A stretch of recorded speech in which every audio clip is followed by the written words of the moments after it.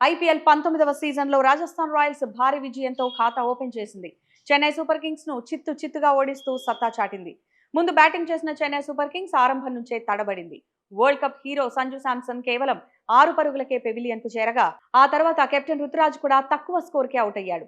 అక్కడి నుంచి క్రమం తప్పకుండా వికెట్లు కోల్పోయి పీకల్లోతు కష్టాల్లో పడింది చెన్నై సూపర్ కింగ్స్. చివర్లో జేమీ ఓవర్టన్ మెరుపు బ్యాటింగ్ తో సీఎస్కే 100 పరుగుల మార్కును దాటింది.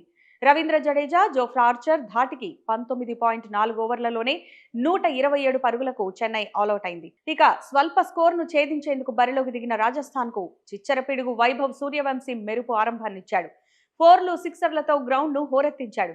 17 బంతుల్లోనే 52 పరుగులు చేసి రాజస్థాన్ కు విజయాన్ని ఖరారు చేశాడు.